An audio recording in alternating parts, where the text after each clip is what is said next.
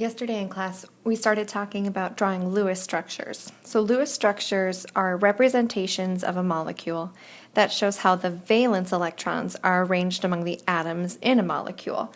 And in class, we looked at how do we draw these if one of the elements in the compound is from group 1 or group 2. We looked at what boron does in group 3, and we ended class right when we were starting to talk about group 4 elements forming compounds. But my question for you is, why is it that we only show the valence electrons in these compounds? We specifically show valence electrons because valence electrons are involved directly in bonding.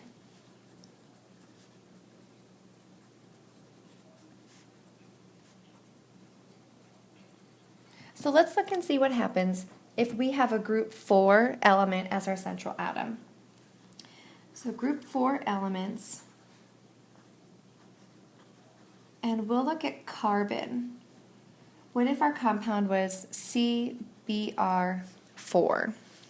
So for CBr4, the first thing we're going to do is identify which element should be in the center. And so we know that elements closest to carbon should be our central atom. And we also know that bromine as a halogen only can make one bond, and so it's a terminal atom, and therefore it can't be in the center.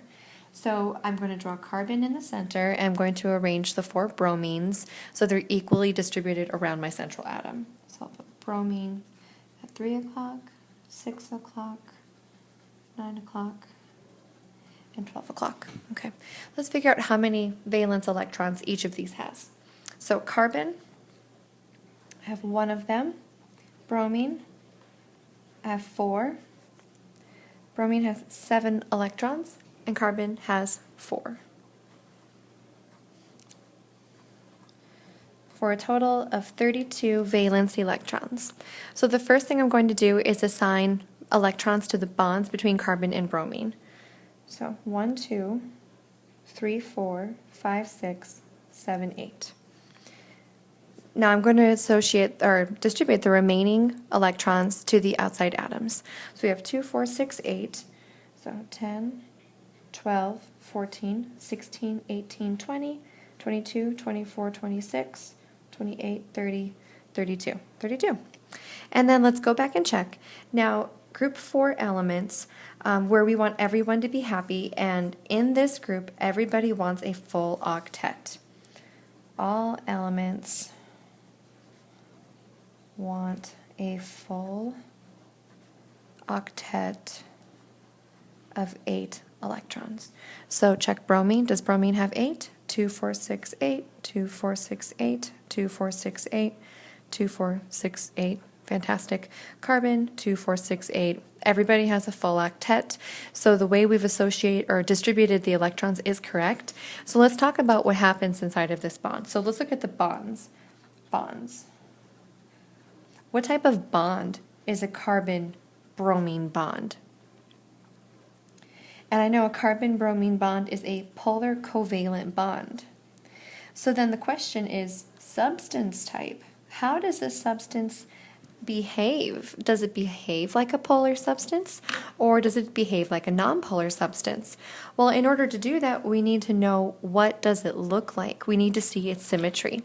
So we'll grab our model set and let's visualize what this looks like. So I am going to use 1, 2, 3, 4. We're going to use my black ball as my central atom. Right? So I'm going to give it 4 bonds. 1, 2, 3, and we find a 4th one, 4,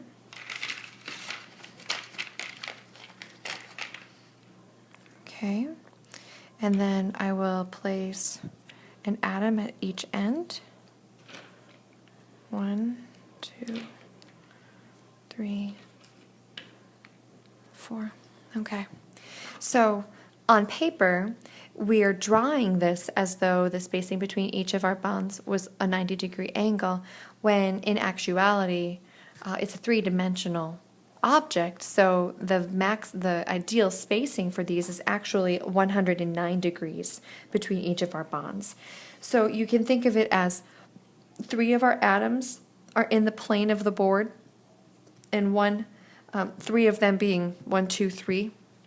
These three of them are in the plane of the board, or you can kind of think, really, if you look down from the camera, we can see that they're in the same plane, right? And then we have one going back and one coming forward. So how do we actually draw this? Well, we draw this, and we actually can show this by drawing it with just a little technique. So we put carbon in the center, and then we have to say, well, one of them is in the plane. So carbon, bromine, and this bromine are in the plane of the board. One of them comes out, and one of them goes back. And so we do that, trying to indicate that three-dimensional nature by drawing the hashes and then the filled-in triangle. So is this object symmetrical?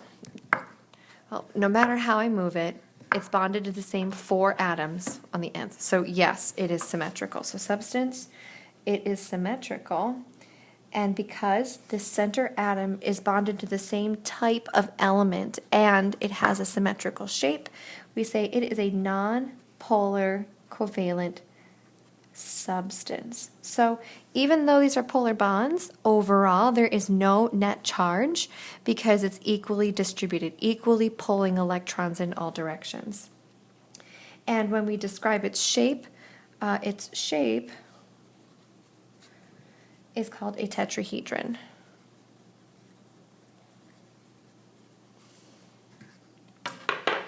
Okay, and this angle between here, 109 degrees, and they're all 109 degrees.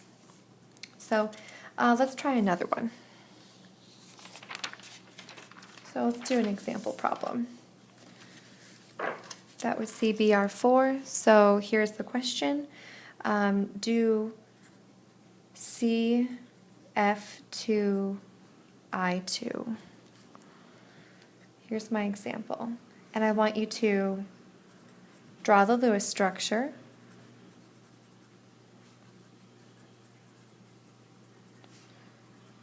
Identify bond type.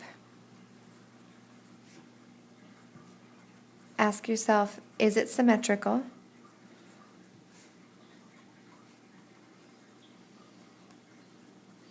And then tell me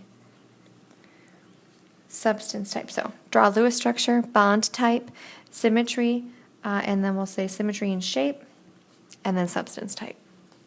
So pause the video. I want you to draw the structure, grab a model set, let's build it, and then let's answer those questions together. So where do we start? So the first thing we're going to start with is identifying which element should be our central atom. And so I have 3 options. I can have carbon, fluorine, or iodine. I know fluorine and iodine are both halogens, and so those will not be terminal, or they're terminal atoms. They're not going to go in the center. Carbon, closest to carbon, is always in the center for a molecule. So I put carbon in the center, and then I'm going to arrange fluorine and iodine at 12, 3, 6, and 9. It doesn't matter what order I put them in, I'm just going to assign them. So I'll put fluorine, iodine, and iodine. Great, let's figure out how many elements. So you need to figure out how many electrons are going to be available to bond. So carbon has 4 electrons, fluorine has 7, there's 2 of them. Iodine has 7 and 2 as well. So that's fluorine is 14. So 32 electrons. I begin first by assigning electrons to bonds. So 1, 2, 3, 4, 5, 6, 7, 8. And then assigning the remaining ones to the outside atoms. So 2, 4, 6, 8, 10, 12, 14, 16, 18, 20, 22, 24, 26, 28, 30, 32. Okay, after I've assigned all of the electrons, I've assigned all of the electrons to Holmes check and make sure that all of these atoms has a full octet. So 2, 4, 6, 8, good. 2, 4, 6, 8, good. 2, 4, 6, 8, check. 2, 4, 6, 8, check. So draw the Lewis structure. We've done that. All right, so let's look at B. So this is part A. Done. All right, let's look at B. Bond type. Bond type. Well, we have got 2 bonds in here. I've got a CF bond and I have a CI bond. So CF bond, that is a polar covalent bond. Two nonmetals bonded to each other, and they're not the same thing, so they have unequal sharing, so polar covalent. Carbon and iodine, two nonmetals bonded together, not to the same element, so again, polar covalent. Now let's figure out symmetry and shape. Okay, so in order to do that, I'm going to build my model. So I have my one that we did before, but I have to indicate now that I have a different type of element on the ends. So I've got two fluorines and two iodines. So it doesn't matter how I arrange these. Like if I put them like this, or I put this one down here, I am not going to be able to make these things symmetrical. There's an unequal distribution of elements around this, right? Like there's no way that I can make it so that the two elements of the same are opposite of each other, so that they're equally opposing. They're not. And so as a result, there is not symmetry in this compound. So if I go to symmetry, I'm going to say symmetry. This is a yes or no question. Is there symmetry here? Can I cut this in half anywhere and get an identical mirror of myself? And the answer is no, I can't. So symmetry, well, no, there isn't. So then I'm going to go to my shape. Well, what is the shape of this molecule? Well, the shape is still the same. The shape is a tetrahedron. It's a tetrahedron. And then my last question, D, substance type. Okay, well, the question really is saying, I know I have polar covalent bonds. Now, do I have symmetry that makes it behave like a non-polar covalent substance? The answer is no. There's no symmetry, so this will behave like a polar covalent substance. Okay, group 4 elements. So, big idea, we know that these all these elements in group 4 want to have a full octet, and just remember that when that happens, just because it looks like it's 90-degree angles, it's not. It forms a tetrahedron. Oh, got one running away. A tetrahedron that may be symmetrical or may be asymmetrical.